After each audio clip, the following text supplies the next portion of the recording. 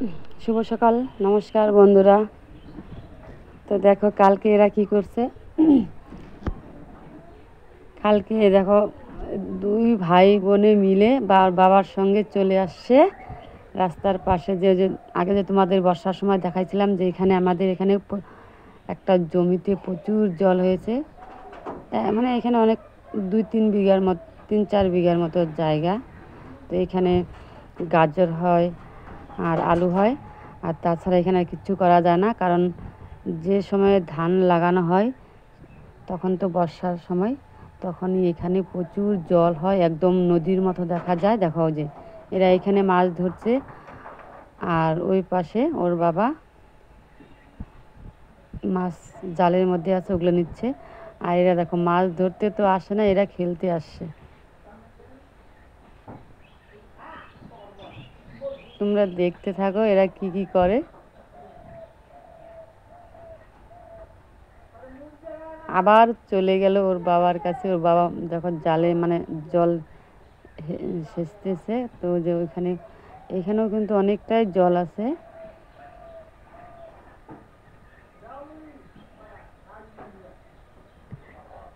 তোমাদের তো আগে দেখাইছিলাম যে আমাদের এখানে যে রাস্তার ধারে এখানে জমি জমি যখন বর্ষা বৃষ্টি হয় তখন আর জমি থাকে না, তখন দেখে মনে হয় যে একদম নদী।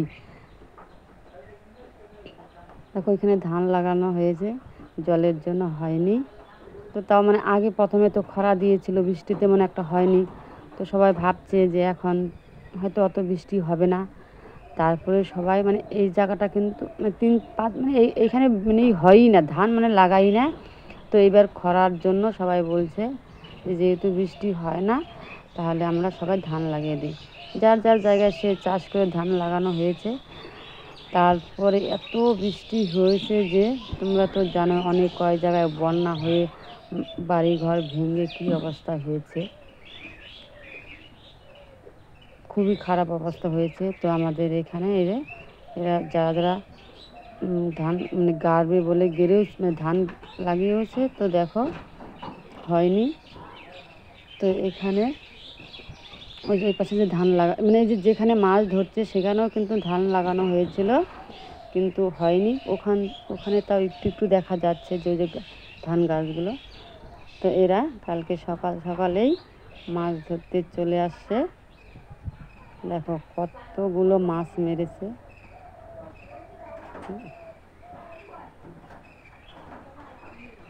আর এই বাটিতে দেখো চিংড়ি মাছ, কি সুন্দর চিংড়ি মাছ দেখছো।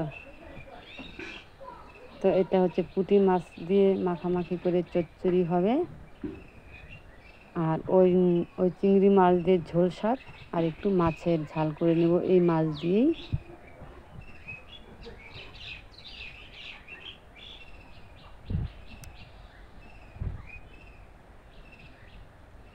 ও আমাকে বলছে যে বম্মা আমাকে আমাকে দিবা না? আমি বলছি হ্যাঁ দিব। তো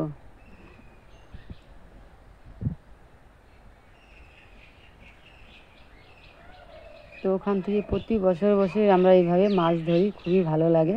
কারণ আমি জলে নামিনি, আমার ঠান্ডা ঠান্ডা লেগেছিলো, তো আর হালকা হালকা শরীরটা গরম, এর জন্য আমি জলে নামিনি। ওর বাবা ওরা দুই ভাই বোনে নেমেছে জলে। আর দেখো এরা মাছ ধরে একদম সারা গায়ে কি অবস্থা করেছে, মনে হচ্ছে যে কাদার মধ্যে গড়াগড়ি খেয়ে আসছে। দেখো কেমন করে। আবার আমি বলছি